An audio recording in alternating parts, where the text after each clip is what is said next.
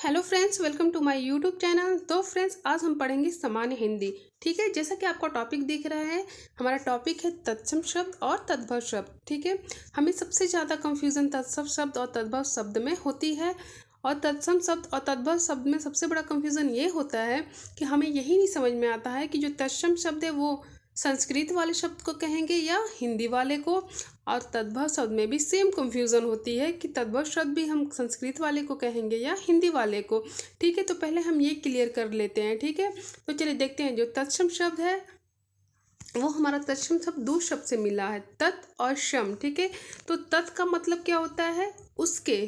तत् का मतलब उसके। किसके? तो संस्कृत। संस्कृत। ठीक है, किसके? तो संस्कृत। सम का मतलब क्या होता है? समान। सम का मतलब क्या होता है?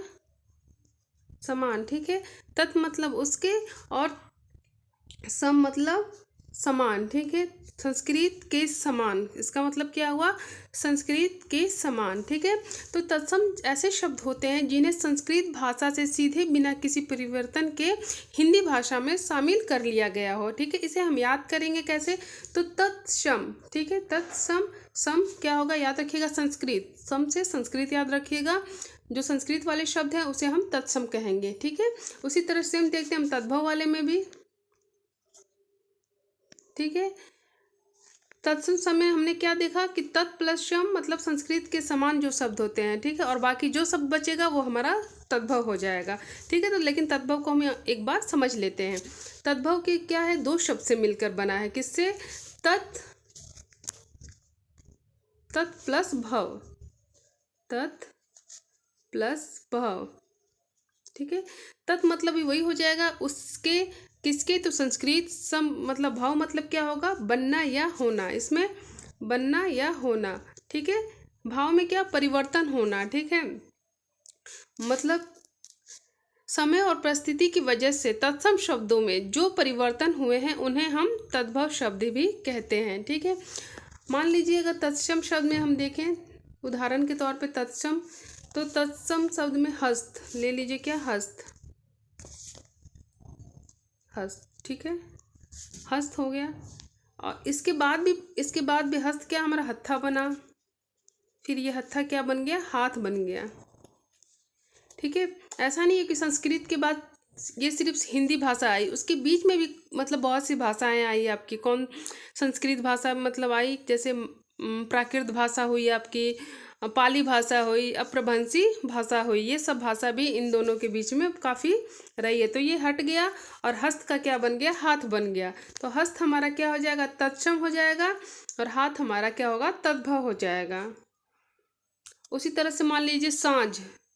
साँझ का क्या बना? संझा बना। ठीक है, संझा से क्या बन गया? शाम बन गया। ठीक है, तो साँझ जो है हमारा तत्सम हुआ और शाम जो हमारा हुआ तद्भव हुआ। ठीक है, तो तत्सम तद्भव में अब कंफ्यूजन आपका नहीं होगा। तत् प्लस सम, सम मतलब संस्कृत।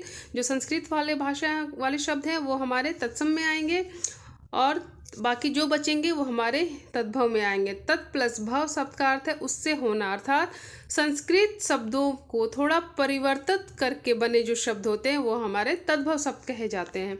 ठीक है, चलिए देखते हैं कुछ। ठीक है, तत्सम शब्दों के अंत में छ वर्ण आता है। ठीक है, याद रखिएगा कि जो तत्सम संस्कृत वाले शब्द में है उनमें छ वर्ण आता है और उसके तद्भव रूप में छ स्थान पर ख आता है। मतलब ये छ तद्भव में क्या बन जाता है? आपका ख बन जाता है। मान लीजिए भिक्षा।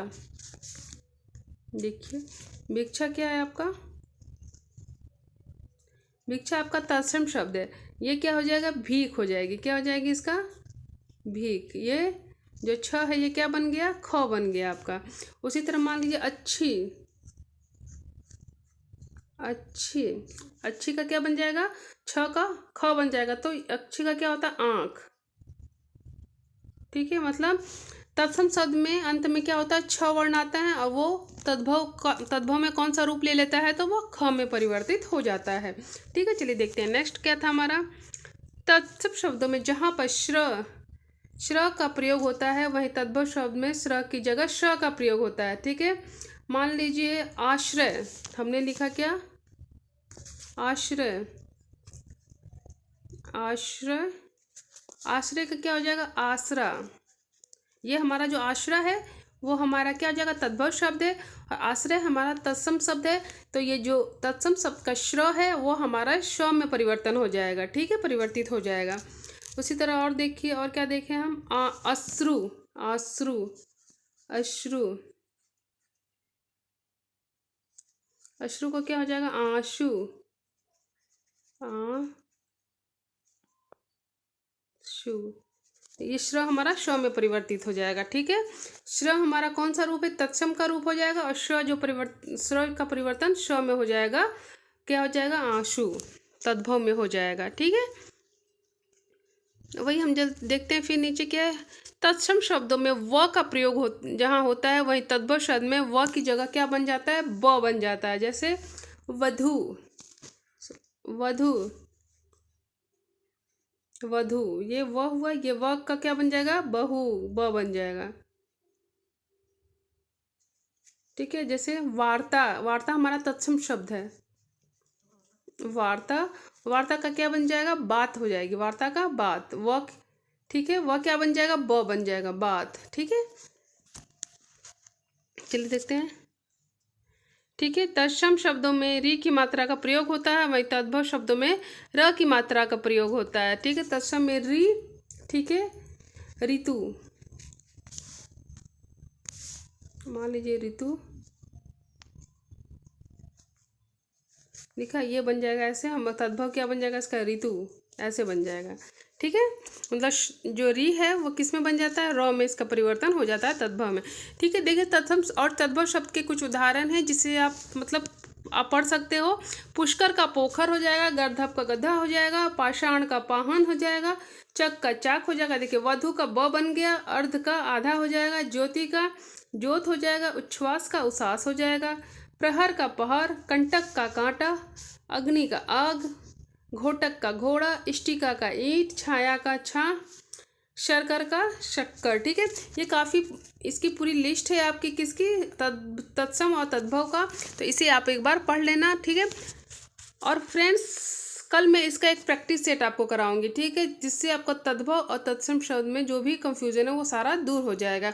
तो कल हम करेंगे इसका एक तत्सम और तद्भव शब्द से रिलेटेड एक प्रैक्टिस सेट, ठीक है। उसमें काफ़ी सारे आपके क्वेश्चन रहेंगे जिससे आपकी क्लियर जो भी डाउट है आपकी ख़त्म हो जाएगी।